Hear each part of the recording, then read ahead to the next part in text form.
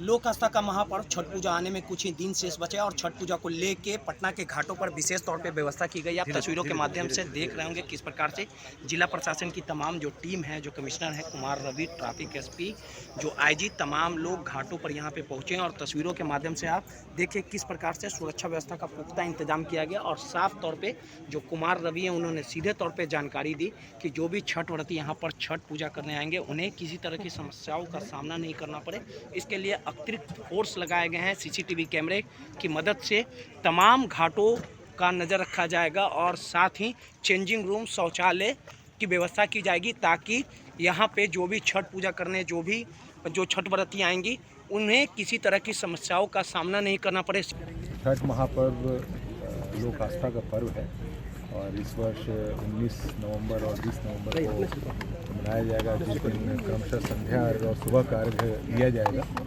उसके लिए गंगा नदी के विभिन्न घाटों का निरीक्षण किया जाएगा, साथ में उस पर जो भी आवश्यक तैयारियां हैं उसको अंतिम स्वरूप दिया जा रहा है।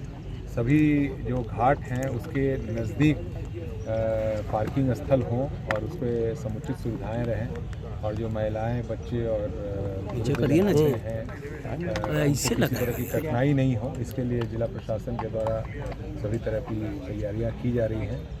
पटना नगर निगम के द्वारा सभी जगहों पर पर्याप्त रोशनी की व्यवस्था, आने जाने की रास्ते की व्यवस्था और पार्किंग में जो मूलभूत सुविधाएं हैं उसको भी देने की कार्रवाई की जा रही है। और यहाँ से लेकर के जो पूरे पटना के गंगा नदी के घाट हैं और ख़ास करके शहरी इलाके के जो घाट हैं उस पर आने जाने के रास्तों पर भी पर्याप्त रोशनी रहे और जो छठ व्रती आएँ उनको अपने सामग्री के साथ, छठ सामग्री के साथ आने में किसी तरह की कठिनाई नहीं हो, यह प्रयास किया जाए। अभी सर कितने घाट खतरनाक हैं?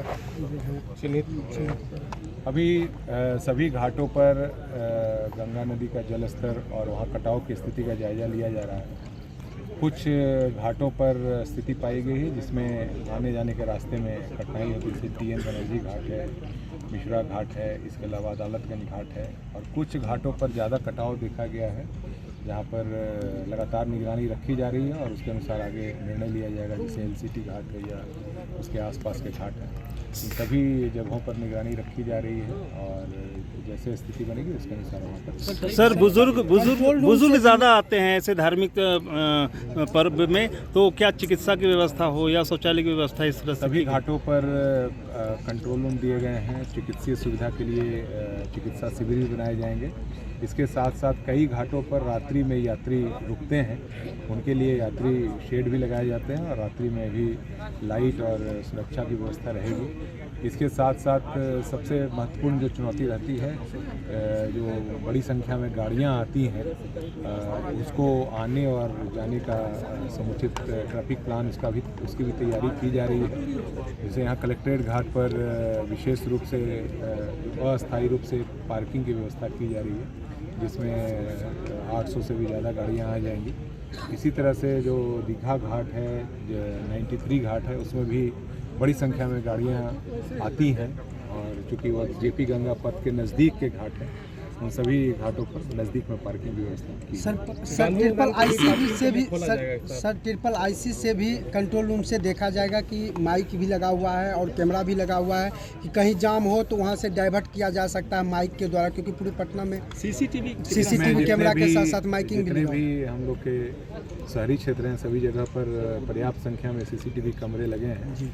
उन कैमरों के माध्यम से कंट्रोल रूम से नज़र रखी जाएगी और जो हम लोग का integrated command and control centre है वहाँ पर सभी लोग तैनात रहेंगे, उसको देखेंगे। और इसके साथ साथ अस्थायी रूप से घाटों पर और उसके रास्ते में भी सीसीटीवी रखे जाएंगे। वॉच टावर्स भी बनाए जा रहे हैं और जिसके माध्यम से जो लोग आ रहे हैं, जा रहे हैं, उनकी सुविधा के लिए वहाँ पर सारी व्यवस्था पर नज़र रखी जाएगी। इसके साथ साथ घाटों पर शौचालय, चेंजिंग रूम और माइकिंग की व्यवस्था, इसकी व्यवस्था सुनिश्चित। अस्थायी थाने भी बनाए जाएंगे क्या सर घाटों पे? घाटों पर जहाँ जहाँ ज़्यादा गीली मिट्टी होती है या दलदल की मिट्टी देखी जाती है वहाँ पर नगर निगम के द्वारा वहाँ पर बालू के बैग्स के माध्यम से, कचड़ी के जो बांस वांस होते हैं उसके माध्यम से उसे मजबूत किया जाता है और जो भी आवश्यक होता है उसको मजबूत किया जाता है। और जहाँ भी नाले हैं वहाँ पर मजबूत कलवर्ट बना करके वहाँ पर पैसेज किया जाता है और मना किया गया कि कहीं भी चचड़ी इत्यादि के पुल नहीं बनाए जाए।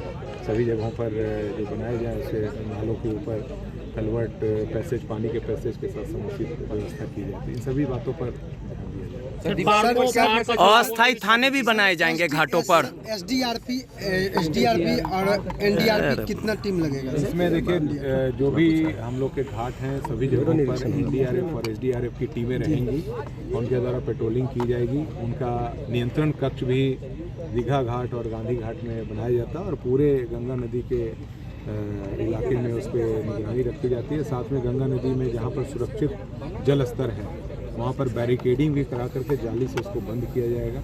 इसके साथ साथ देसी नावों को भी लगाया जाता है जो कि बाहर बैरिकेडिंग के बाहर से कोई बाहर नहीं निकले उत्साहपूर्वक या गलती से, उन पर भी नजर रखने की व्यवस्था की जाएगी। तालाबों को भी चिन्हित किया गया था, कई लोग घाट पे नहीं आते तालाबों में। बहुत सारे तालाब हैं जो जहाँ पर बड़े बड़े तालाब हैं, मानिकचंद तालाब है या चिड़ियाघर इसके अंदर के तालाब हैं, और भी बहुत सारे तालाब हैं, गर्दनी बाग में तालाब है।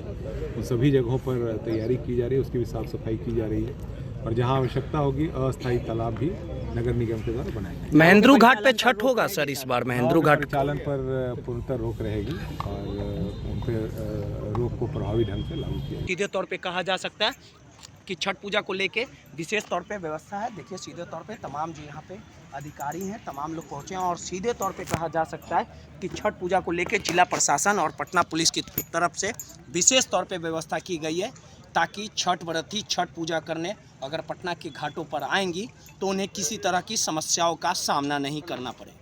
रोहित, दर्शनीय, पटना।